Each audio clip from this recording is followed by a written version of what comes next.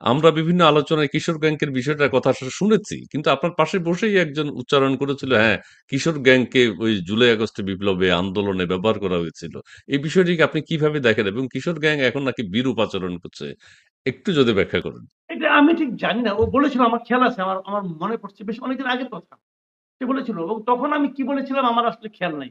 সবচেয়ে বড় কথাটা কি আমি বলি আপনাকে, আমি যখন কথা বলি না, আমি খুব হিসেব করে কথা বলি না। আমার মনে যেটা আসে আমি সেই কথাটা বলে ফেলাই। যে কারণে ওই যে আমি অমুককে এই কথা বলেছি, অত ওই কথায় বারবার বলতে হবে, এরকম হয়তো হবে না। কিন্তু আমার ফিলিংসটা এখনো যা তখনো তাই, এরকম হওয়ারই কথা। আমি আমার মানে মন থেকেই বলি, আমি যেটা বুঝি সেটাই বলি। আমার উপলব্ধি হলো কিশোর গ্যাং কেন, যখন যুদ্ধ লাগে, যখন যুদ্ধ, যেমন আমি একটা উদাহরণ দিয়ে বলি, ধরেন আপনার বাড়িতে আগুন ধরে গেছে, এখন একজন লোকের সঙ্গে আপনার চরম শত্রুতা, এবং আপনি জানেন সে লোকটা খারাপ, হয়তো সে স্মাগলার, আপনি তাও জানেন। সে এক বালতি পানি নিয়ে আসলো আগুন নেভানোর জন্য, আপনি কি সেই পানি ব্যবহার করতে দেবেন না? দেবেন, দেব।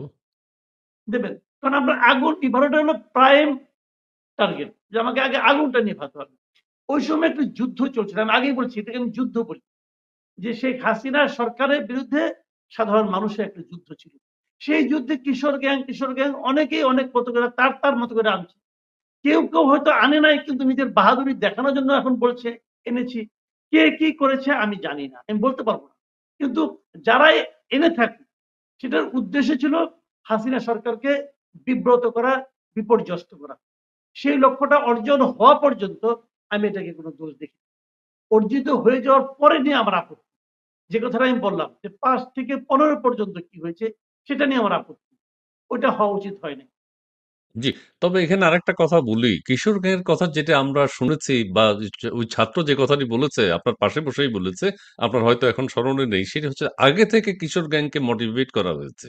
তাৎক্ষণিকভাবে জুলাই আগস্টে তখনই তারা কিশোর গ্যাং নেমে যায়নি। তাদেরকে আগে থেকে মোটিভেট করা হয়েছে। সেটা একটা প্রশ্ন ছিল। আচ্ছা, যাই হোক, আমরা সেদিকেও আর যাব না। আমরা কিশোর গ্যাং এখন বাদ দিতে চাই। এখন আওয়ামী লীগ নিষিদ্ধ হচ্ছে কিনা, শাহবাগে বেগম খালেদা জিয়া আসলে ছাত্রছাত্রীদের মধ্যে বা এখন যারা আছে তাদের মধ্যে এক ধরনের পরিপূর্ণতা আসবে এবং সবাই চাচ্ছে যে বিএনপি কোনো কথা বলুক। আওয়ামী লীগ নিষিদ্ধের ব্যাপারে হাসনাত আব্দুল্লাহ কথা বলেছে, সার্জিস আলম কথা বলেছে, নাহিদ ইসলাম কথা বলেছে।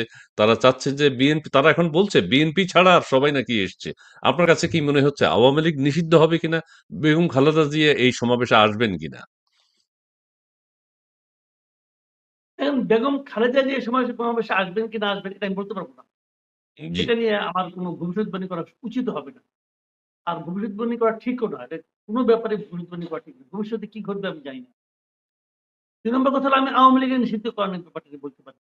এবং আওয়ামী লীগের নিষিদ্ধকরণের ব্যাপারে এ পর্যন্ত বিএনপি কেন কথা বলছে না, অথবা বিএনপির কি বলা উচিত না উচিত, বিএনপি এটা তার ব্যাপার। কিন্তু তারপরেও আমার কিছু অপিনিয়ন আছে, সেটা আপনার সঙ্গে আমি একটু শেয়ার করতে চাই। প্রথমত আমি যেটা বলবো সেটা হলো, আমি আওয়ামী লীগ নিষিদ্ধ করার পক্ষে না। আচ্ছা। আমি কেন? কোন দলকেই নিষিদ্ধ করার পক্ষে না।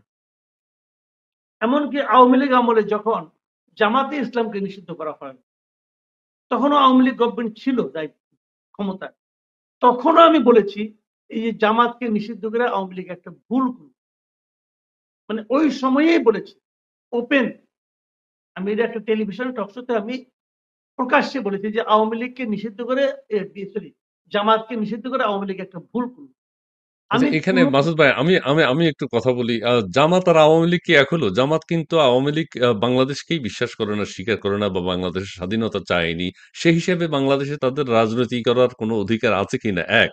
দ্বিতীয় কথা হচ্ছে, বাংলাদেশের স্বাধীনতা আন্দোলনের জন্য আওয়ামী লীগের ভূমিকা ছিল, বাংলাদেশের আপামর জনসাধারণের ভূমিকা ছিল। সেই ক্ষেত্রে আমরা জামাত আর আওয়ামী লীগ কি এক করতে পারি, এখন যে আওয়ামী লীগ নিষিদ্ধকরণ চাচ্ছে তারা? আমি এক করছি না তো। আমি তো বলছি আমি কোন রাজনৈতিক দলকে নিষিদ্ধ করার পক্ষে না। যেহেতু আওয়ামী লীগকে নিষিদ্ধ করার পক্ষে না, অতএব জামাতকে পক্ষে না, এটা না, কিন্তু আমি এই কথা বলি নাই কিন্তু। এমনকি ২০০৯ সালে যে হিজবুত তাহরিরকে নিষিদ্ধ করা হয়েছিল, আমি ওটার পক্ষে না। আচ্ছা, আমি কেন? ওটার পক্ষে না ভাই। আমার কথা হলো কি, আপনি একটা নির্বাহী আদেশের মাধ্যমে নিষিদ্ধ করার আপনার কোনো এখতিয়ারই থাকা উচিত। বাংলাদেশে যে আইনটা আছে এটা একটা মন্দ আইন, কালো আইন। কোন রাজনৈতিক দলকে নিষিদ্ধ করার একমাত্র ক্ষমতা হলো জনগণের। আচ্ছা। জনগণ যদি সেই রাজনৈতিক দলটাকে প্রত্যাখ্যান করে, সে হারিয়ে যাবে, সে নিষিদ্ধ হয়ে যাবে অটোমেটিক। মুসলিম লীগকে কি নিষিদ্ধ করা হয়েছে? এখন তো মুসলিম লীগরা আপনি কাউকে খুঁজেও পাবেন না, পাবেন খুঁজে বাড়ি চালান দিয়েও পাবেন না ভাই, নো হয়। তো এখন এটা হলো বাস্তবতা, আপনাকে এইভাবে দেখতে হবে। একজন একটা মত নিয়ে আসছে, সেই মতামতটা আপনার পছন্দ নাও হতে পারে, কিন্তু সেই মতের সঙ্গে যদি মাত্র একজন লোক থাকে, সেটাকেও আপনাকে অনার করতে হবে। এটাই ডেমোক্রেসি বলে, এটাই ভাই গণতন্ত্র। এখন যদি সেই মতটা পুরো রাষ্ট্রের জন্য, রাষ্ট্রের অস্তিত্বের জন্য ক্ষতিকর হয়, এবং যদি সেটা আদালতে প্রমাণিত হয়, সেক্ষেত্রে আদালত সিদ্ধান্ত দিতে পারে যে এই দলটার এই ভূমিকা রাষ্ট্রের জন্য ক্ষতিকর, অতএব এই দলটার অস্তিত্ব রাষ্ট্রের জন্য ক্ষতিকর। সেই ভূমিকা দেওয়ার অধিকার এবং এখতিয়ার একমাত্র আদালতের আছে, আর কারো নাই, আর কারো নাই। নির্বাহী আদেশ এটা করাই যাবে না, কারণ নির্বাহী আদেশটা হয় যারা নাকি মন্ত্রী থাকে, উপদেষ্টা থাকে, তাদের সিদ্ধান্ত। ওই 4-5 জন লোক, 10-12 জন লোক সিদ্ধান্ত দিবে একটা দলকে নিষিদ্ধ করে দেব, যে দলের নাকি হাজার হাজার কোটি কোটি সমর্থক আছে। এটা আপনি পারেন না, সিম্পলি এটা আপনি পারেন না। এখন এখানে যেটা হচ্ছে, আওয়ামী লীগের ব্যাপারটা আমি বলি, এরা আওয়ামী লীগকে নিষিদ্ধ করতে চাচ্ছে। চাচ্ছে কেন? এটা হলো এদের একটা রাজনীতি। আমি আপনাকে একটু, যদি একটু সময় থাকে, সময় আর কতক্ষণ আছে, অল্প কিছুক্ষণ সময় আছে। সময় আছে, সময় আছে, সময় না, আছে। আমারও সময় নেই, বলেন, আমি আবার বলেন। টায়ার্ড হয়ে গেছি, না, একা বলতেছি সময় তো, আছে, অনেক বলেন। বলে ফেলেছি। আপনি আমি একটু পানি ছোট টানি করে খেয়ে বলি, নিন মাঝে মধ্যে আমি একটু। আশা করি যে এটাই শেষ করতে হবে। আমি একটু সময় নিয়ে বলি, তাহলে আপনি জিনিসটা বুঝতে পারবেন। জি, জি, আমি এরপর আপনাকে বলি, আরেকটা প্রশ্ন আছে। জি, আরেকটা প্রশ্ন আছে। জি, জি, জি। এটা আচ্ছা বলেন ঠিক আছে, আপনি। তো তবু আমি যে একটু সময় নিয়ে বলি, এটা জি, ডিটেল বলেন, না বলেন। বললে সমস্যা। এক নম্বর জিনিস হলো, বিএনপি আওয়ামী লীগকে নিষিদ্ধ করার পক্ষে সম্ভবত থাকবে না। কেন থাকবে না দেখতে সেটা পাচ্ছি। আমি বলি। সেটা হলো গিয়া যে বিএনপি কি চাচ্ছে, প্রত্যেকটা পলিটিক্যাল পার্টি যা চায় বিএনপি তাই চায়। সেটা হলো আমি জনগণের ভোটের মাধ্যমে নির্বাচিত হব এবং ক্ষমতায় যাব। সেই ভোটটা যদি দেশের বৃহত্তম রাজনৈতিক দল হিসেবে আওয়ামী লীগ না থাকে, এটা বিএনপি খুব একটা এনজয় করবে না। সারা দুনিয়ার কাছেও বিএনপির এই বিজয়টা প্রশ্নবিদ্ধ বিজয় হিসেবে থাকবে। আচ্ছা। এই দায় বিএনপি কেন নেবে? বিএনপি দেখতেছে যদি আওয়ামী লীগ পূর্ণ শক্তি নিয়েও ইলেকশন করে, তবু আমি জিতবো, এটা বিএনপি মনে করে, বিএনপি বিশ্বাস করে। কাজেই তারা বিএনপি আওয়ামী লীগকে বাদ দিয়ে কেন নির্বাচন করতে চাইবে? বিএনপি আওয়ামী লীগ সহ চায়, আওয়ামী লীগ আসুক নির্বাচনে, আওয়ামী লীগ ফেল করুক, আমি জিতবো। আবার দেখেন, বিএনপি রাজনীতির আমি বলি আপনাকে এখানে, যদি জামাত, গণ অধিকার ফোরাম এবং এখন এনসিপি, এরা আওয়ামী লীগের নিষিদ্ধ চায়, যদি এরা সফল হয়ে যায়, তাতেও কিন্তু বিএনপির কোনো সমস্যা নাই, তাতেও বিএনপির লাভ। লাভ এই কারণে, আওয়ামী লীগের কিছু ভোট আছে, সেই ভোটগুলো তখন যাবে কোথায়? যারা ওদেরকে বিএনপির নিষিদ্ধ দিকে। করার জন্য মাঠে নামলো, তাদেরকে তারা ভোট দিবে? দিবে না। তখন সেই ভোটগুলো বিএনপির দিকে আসবে। হুম, কাজেই আওয়ামী লীগ নিষিদ্ধ হলে বিএনপি যে আনহ্যাপি হবে আমি তা মনে করি না, কিন্তু বিএনপি আওয়ামী লীগের নিষিদ্ধ করার ক্ষেত্রে কোনো শব্দ উচ্চারণ করবে বলে আমি মনে করি না। আমি যতটুকু বুঝি আমার সেন্স থেকে আমি এইভাবে বললাম। বিএনপি সেটাই নিশ্চয়ই আমার উচিত, চেয়ে অনেক ভালো সেটাই বুঝে, উচিত। তারা কি করবে এটা হুম। তারা জানে। আরেকটা কথা বলি, এনসিপি এখন এখন কেন এখন এটা নিয়ে মরিয়া হয়ে পড়লো? দেখেন, ইউনূস সাহেব কিন্তু আরো আগে কয়েকবার বিদেশি বিভিন্ন মিডিয়াকে বলেছেন যে উনার সরকারের আওয়ামী লীগকে নিষিদ্ধ করার কোনো ইচ্ছা নাই, এটা কিন্তু উনি জি। বলেছেন। তাহলে তখনই কেন এনসিপি আন্দোলন করলো না? তখনই কেন করলো না? একদিন পরে রাইট, কেন করলো? রাইট। জি, জি, একদিন জি। পরে করতেছে এই কারণে যে আসলে এনসিপি রাজনীতি প্রায় শেষ।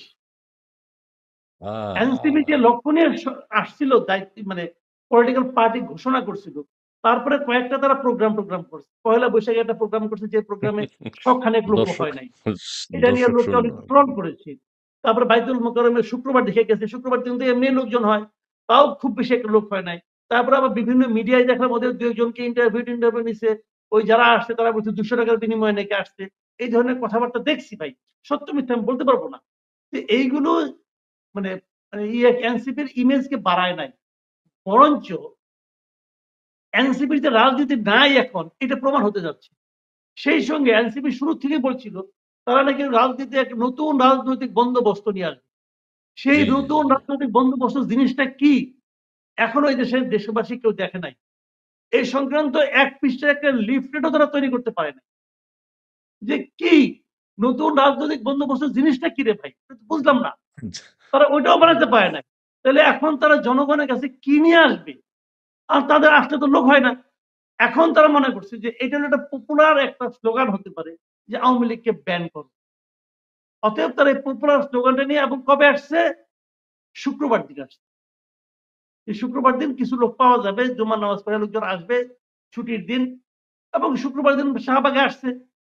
আসার পরে এখন তারা গো ধরছে এটা করতে হবে এবং করতে হবে, এবং যেই দিন তারা আসছে ওই দিনই আবার আসিফ মাহমুদ সজীব ভুইয়া সাহেব উনি স্ট্যাটাস দিয়ে বলেছেন যে যুবলীগ এবং স্বেচ্ছাসেবক লীগ নিষিদ্ধ করার জন্য তারা আলোচনা করছে। কবে আলোচনা করলো? তার মানে এদের দাবি ওঠার আগে আলোচনা করেছে। তার মানে যে আলোচনাটা সরকার আগে থেকেই করছে, সেই আলোচনাটাকে বাইরে থেকে এরা চাপ দিয়ে প্রমাণ করতে চাইছে যে আমাদের চাপে এরা নিষিদ্ধ হলো, এবং তারা ভাবছে এইটা করে তারা রাজনৈতিক ভাবে অগ্রসর হবে। কিন্তু আমি পার্সোনালি মনে করি এটা তাদের জন্য বুমেরাং হবে। আমাদের এই দেশের মানুষ ভাই জি, উচ্ছৃঙ্খলতা পছন্দ করে না। জি না। আমাদের এই দেশের মানুষ শান্তিপ্রিয় মানুষ, জি, সহজে রাস্তায় নামে না, যখন নামে তখন ভয়ঙ্কর হয়ে যায়, কিন্তু সহজে নামে না। আমাদের এই দেশের মানুষ পাশাপাশি বাড়িতে আওয়ামী লীগ বিএনপি করে একজন একজনের সঙ্গে মিলে থাকতে চায়।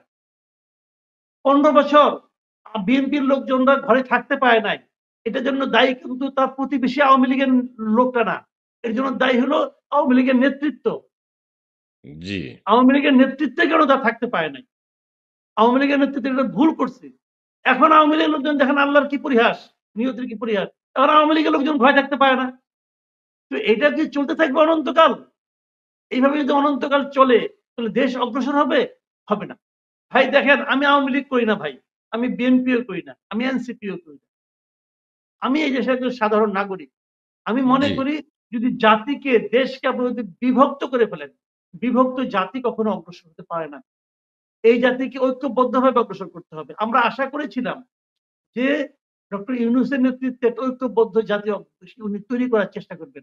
উনি এই বিভক্তিকে আরো বেশি শার্প করছেন, আরো বেশি ভয়ঙ্কর করে তুলছেন। এরপর উনি এমন একটা ব্যবস্থা উনি তৈরি করতেছেন যে মানুষ একজন আওয়ামী লীগের লোক একজন বিএনপির লোককে দা নিয়ে ঘুরবে সবসময় কোপে মারার জন্য। এর জন্য ডক্টর ইউনূসকে উনার মৃত্যুর পরেও উনাকে নিয়ে এটা সমালোচনা হবে। এই জবাব দিতে হাত থেকে উনি বাঁচতে পারবেন না।